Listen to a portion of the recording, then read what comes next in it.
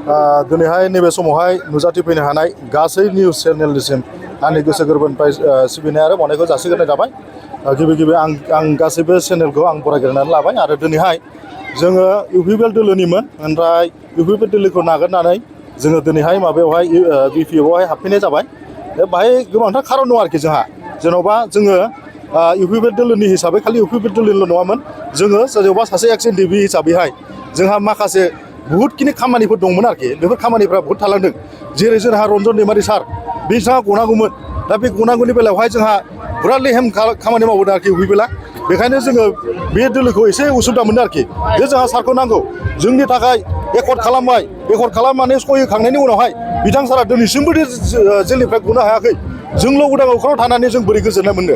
गथिखे जों बेफोरबायदि खामानिखौ जों मावफुंनोब्ला जोङो हमना लादो जोङो गभर्नमेन्टजों जों सिथाबनानै थायाब्ला बे खामानिखौ जों मालाबाबो साक्सेस खालामनो हानाय नङा होमबा। जोंहा बावहाय जेन'बा एमएलएफोरनि गोनांथि दङ।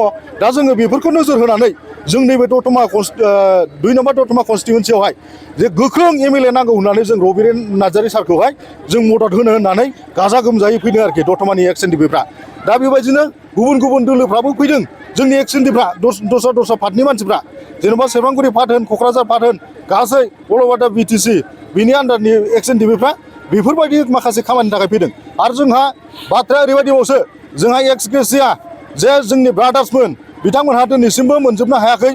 गोबां आद्रा दंबावो बेफोरखौबो जों मोनफुंनोबा जों नैबे बर्तमान जे गभर्नमेन्ट बिटिसि गभर्नमेन्ट हाग्रामा महिलारि दैदेननाय बेजों जों सिथाबनानै जों खामानि मावनांगोन। गभर्नमेन्ट नङाबा बेफोरबायदि बुस्थुफोरखौ जों मावफुंनानै लानायाव मालाबाबो हानाय नङा।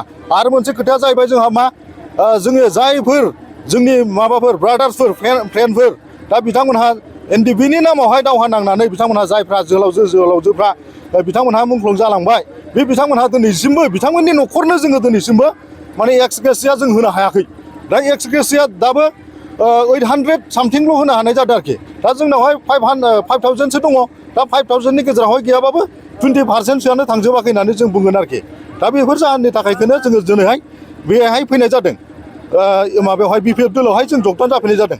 जों अराय समबो बिपिएफ दोलोआवहाय कपारेसन खालामनानै मोजाङै गोसोयै गोरबोयै गोसो मोदोम जिउ होनानै जोङो मोजाङै मोजां मावलांगोन होननानै आं नोंथांमोननि मिडियाफोरनि सिगाङावहाय बे जिनिसखौ आं फोरमायनाय जाबाय आरोखि। दिनै नोंथांमोना साबेसेजोन एनडिएफबिनिफ्राय जइन जाखो? जोङो दा दिनैहाय 10 जन दङ। दा 10 जना जोङो बेहाय दिनै फैदों। ओमफ्राय आरो दाखालि माखासे जोंनिनो टिममोन आरोखि बिसोरो गावसोरो साबासो फैनाय जादों आरोखि। उननि समाव सोरबाफोर फैबावगोन नामा? उननि समाव फैबावगोन बेथ' सियरखा उननि समाव फैगासिनो दङ। ओमफ्राय रायजो राजानिफ्रायबो फैगोन आरोखि उननि समावहाय जोंखौ नुनायनि उनावहाय।